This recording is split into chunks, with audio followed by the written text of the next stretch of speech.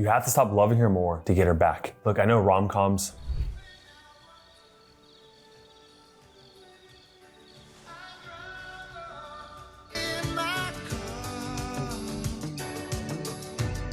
and even women will say, I'm also just a girl standing in front of a boy, asking him to love her. that they want a caring and loving gentleman to treat them nicely like a queen. But this won't get her to treat you like a king, especially where you're currently at in the marriage. In fact, if you choose to try to love her more to win her back, you'll only push her further away. Why is this? And is this even fair? Those are both valid questions that I will not only answer for you, but also show you a new love map to adopt that will automatically change the way she sees you. Not only that, but I will systematically prove to you how to exactly become the man that she obsesses over. Just imagine her saying to you one day, wow, you've completely changed. What happened? I'll also reveal a deep pattern in you to fix to eradicate any and all anxiety and nerves that you may have when things aren't going your way. And lastly, I will give you a conversation tactic to stop her criticism in its tracks so you can resolve any and all conflict. Now let's start this whole entire video with the romance problem. Why does it seem like every woman's main core fantasy when it comes to romantic movies is that the woman cheats on her current boyfriend or husband and leaves him for an ex or a bad boy? I mean, you have The Notebook where Allie Hamilton or Rachel McAdams, the actress, is engaged to another man, but rekindles her romance with her first love, Noah Calhoun, or Ryan Gosling, once she realizes where her true feelings lie. Or you have Sweet Home Alabama, where Reese Witherspoon's character is engaged to Patrick Dempsey's character, but reconnects with her estranged husband, Josh Lucas, rediscovering their love. Or you have Crazy Stupid Love, where Emma Stone's character leaves her boyfriend and gets with Ryan Gosling. I'm beginning to think that just women want Ryan Gosling. It's probably true. Look, the question you have to ask yourself is she hardwired to cheat? Does your wife secretly fantasize about coworker, an ex, or someone else? Well, only if you halfway fill her up. This is what I mean. Let me show you the lover-provider problem. So this is the lover-provider dilemma. A lot of psychologists like Dr. David Buss, and Gangstead, and Gad Saad, many others propose that in evolutionary times, essentially, that a woman could not get all her needs met from one man. That there were some men who had lover traits and then some men who had provider traits. Essentially, not every man who was strong, fit, and attractive was able to also give all of his resources to a woman. And there were some men that had both traits. We'll talk about that guy in a second. But basically, a lot of women couldn't get all their needs met. So what they would do is they developed a dual mating strategy. Books like Sex at Dawn and Sperm Wars talk about this. It's now considered very controversial and a lot of people think they debunked it, but just follow me here. There's gonna apply to you in a second, trust me. To boil it down to its base components, you can see all the different characteristic traits between the lover and the provider. And some people say alpha and beta, but that's really watered down. We try to explain it that way. Essentially, women do want a nice guy who is going to be compassionate, caring, gives his resources and his time all to her so she can feel safe with him. But a woman also wants masculine features, someone who is dominant, someone who is a risk taker, someone who doesn't care about her opinion, just does what he does, because that also makes her feel safe as well. But there are different types of safety. You see, with the guy who's the provider, Mel, right? There's a sense of financial security, and even in emotional safety, she feels like she'll never be abandoned by him. But there's also another type of safety that I haven't really talked about on this channel, which is the guy who is dominant and can basically doesn't care about her opinion. He's aggressive, and that just triggers a very, very carnal desire in the woman because, well, through thousands of years of evolution here. Now, society taught the majority of men that you only have to be a provider in order to be a successful husband, to keep your wife happy, engage with you intimately, and so on and so forth. But look, there is a deep subconscious reason why a lot of the women they go towards these novels or these movies where the woman cheats, the woman's stuck, she's bored in life, she chose the wrong guy, she needs to follow her heart and be excited. Now, some men, when they hear this, they'll say, oh, those women are just immature. You're doing yourself a big disservice if you just minimize that, okay? And you're not seeing the truth for what it really is. That's like saying a man is immature because he finds a young, beautiful woman attractive. Yes, he doesn't have to act on it, of course, but it is part of human nature. We cannot deny human nature because it is a part of reality. Now the question is, how does this apply to you in your situation? Okay, I may have scared you a little bit with what I'm talking about, like what, I'm not this lover guy? Like, no, you are. The thing is, the majority of the men that we work with, you were both traits. You were both guys in the very beginning. You had these provider traits, but you also have these lover, you have the dominance, you have risk. I mean, falling in love and committing to her and getting married with her was a risk in itself, right? Whatever career you went down on, it was a risk. It's part of human nature that when you achieve something that you really want and you desire, it's like check mark. And so you don't have to take those same risks risk anymore because you feel safe now as a man. And so what we teach here in our philosophy at Marriage Reset is to become the apex man, right? This is less than like 1% of guys who are able to embody both traits consistently over time. When you are able to be the man who can provide her emotional safety, but still be spontaneous, you are extremely dominant and aggressive, out in sports or in your career, and you just love to compete. But with her, you're gentle and soft. You desire her, you want her, but you don't need her, okay? You are able to embody both of these almost dualistic parts of yourself to be the ultimate guy that she desires. And this is the cornerstone of what we teach in our program. Quick note, for the rest of this video, you're gonna see me in different background, different shirts, because when I first recorded this video for the rest of it, there was an audio issue, so that's why the change.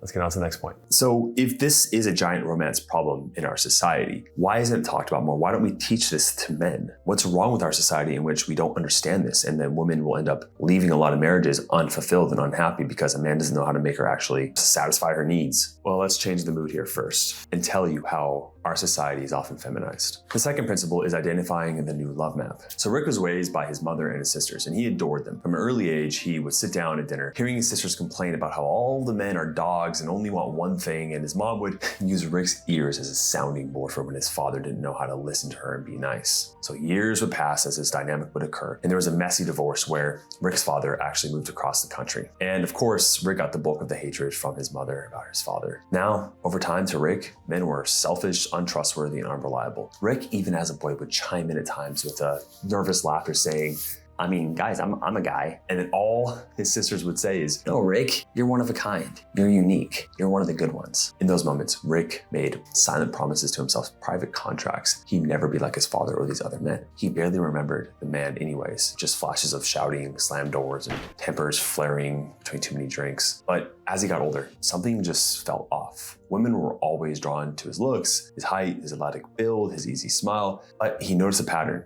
And they loved talking to him, sharing their feelings, even confiding in him. Yet every single time after they did, they got to know him more and he made a move or showed any interest, they'd be like, Rick, you're a friend. You're a nice guy. You're one of the nicest guys in our group. You'll find a good girl. A good girl will be amazing for you. But it was never him. Eventually, he did get into a relationship, and this drove the whole point home. It had lasted almost a year, and Rick thought things were finally different until she cheated. Not with a stranger, but with a man she'd once called too arrogant. Rick was crushed. As he nursed his broken heart, he turned to the people he trusted most, his sisters and his mom. But the words of comfort they offered felt strangely familiar. Rick, you're better than that. She doesn't deserve someone as kind as you. And for the first time, Rick wondered if being better was good enough, if being kind was what he really wanted. The question gnawed at him, leaving a faint spark of something he couldn't name, a spark that whispered, maybe there's more. See, Rick's story is a very common one where a lot of the men are raised by their mothers and we become feminized. We have a woman's blueprint about what they want in a guy, but oftentimes women will say one thing and then respond to another. And so think of it as a kid, when your father never really told you the man to be, and maybe he didn't get a good role model as well. You grew up thinking, what does a woman want? I'm gonna go off what my society and my mom says, but there's this hidden language that women speak when it comes to the reception of men's actions, what they really want. And if you know how to see this hidden language, you can actually learn to speak it and make her extremely happy. All right, the third concept here is that she actually wants you to be yourself. No, she really wants you to be yourself. The reason why I emphasize this is because I used to be a dating coach years and years ago, teach guys dating. I never taught pickup lines. I hated that. Thinking more like Hitch, like it was just teaching these guys to be themselves. And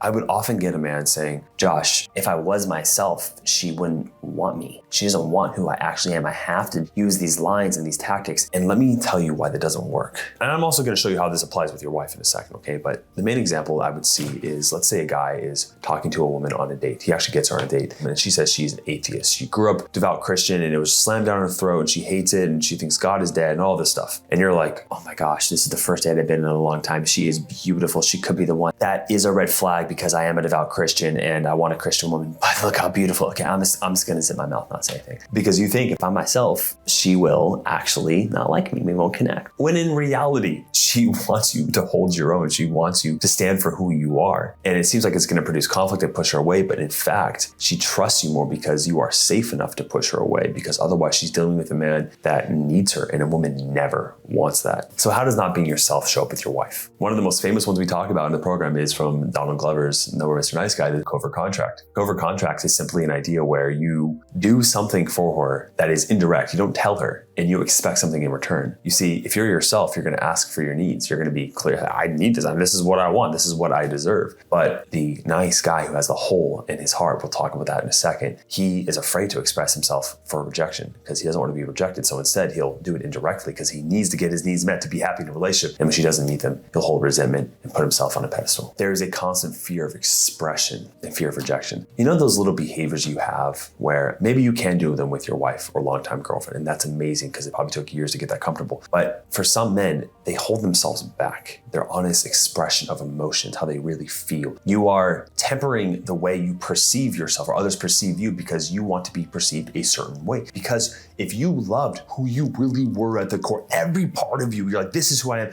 I don't care. Yes, I am annoying. I am this. I'm an asshole sometimes, whatever it is. It doesn't matter. That's just who I am. And you see the people who do that consistently are the most charismatic in life because they don't care. Look, a lot of people think if I can get others to like me, I'll like me. It is the reverse. You love and like yourself, and then others do because you don't need anything. That needy energy is the one thing that repulses. And if you're filtering who you are, it is so frustrating. Think about someone in your life who just filters what they say, filters how they feel. You can see the incongruent, like the disconnect with who they are. And you're just like, oh, can you just tell me your honest self? Why are you hiding, right? You see how that feels? It's frustrating. And a lot of times guys do this to their wives. It leads to a lack of trust. Being passive or boring is the third mistake here. Look, a lot of men, we get complacent, okay? And there is something about a man, when you really are being yourself and you're following your passions, like you have inherent parts of you that want to do things, that you think about that, a passing thought, oh, I should go do that thing. Oh, I miss doing that other hobby I like. Oh, when am I going to start that? I'll start it next year. When I finally get this milestone, I'll start this thing. I promise I'll start this thing when I get this milestone. No. If you're being yourself, you are doing what you want because you have a short time on this life. You don't much have, I'm not trying to scare you, but you don't have a lot of time left. So why would you hold back things that make you feel alive, right? Because you're making sacrifices? Okay, fine. But like, how long are you gonna wait till you start living? How long are you gonna wait? You're over 40, because most of the guys watching is over 40 if you're not good, whatever. But a lot of guys watching this channel over 45. Is it 50, right? One of my good friends, his dad just passed away from a heart attack at 52. Okay? He seemed relatively healthy, right? There's these things that bring you to life. And God has given you this internal soul blueprint of things that you're drawn to. And if you're not presenting that to the world and following that, you have no spark. Why would she feel a spark or passion if it's not inside of you? And the last one is that, the protector, the lover, he's unreactive. You see the nice guy who's not being himself. If you were being yourself, you wouldn't be reactive because you wouldn't be tying up your own emotions into her. You see what I mean? You would be calm, confident, able to deal with anything. Now, I talked about that hole in your heart. What do I mean by that? Let's do something. Let's actually take action because action needs to change, right? So watch this later if you can, but I want you to close your eyes and we're going to pause. We're going to do something here. I'll do this with you, okay? I want you to take a deep breath in your nose, out your mouth. Allow yourself just to relax. This is not going to be that long, as you can see from the video. It's pretty short, but it's a very powerful exercise. So continue to breathe in your nose, out your mouth, with each exhale, deepening, relaxing, letting go a little bit more, deeper, deeper, go down. Now I want you to imagine walking into your home after a day of work. It was a relatively good day for you. You step inside. You hear your wife in the kitchen. You walk up to your wife and you see her and she looks at you with a neutral face. No expression, not angry, not happy, but neutral. In that moment, that split second when you lock eyes, how do you feel? Are you excited, nervous, happy, relieved, scared?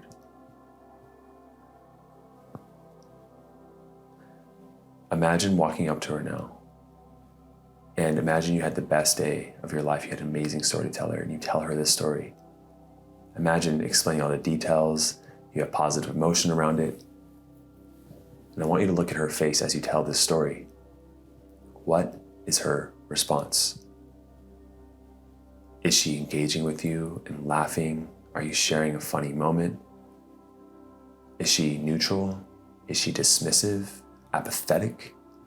bitter, angry, open your eyes. Now, that exercise goes to show what you create with your reality.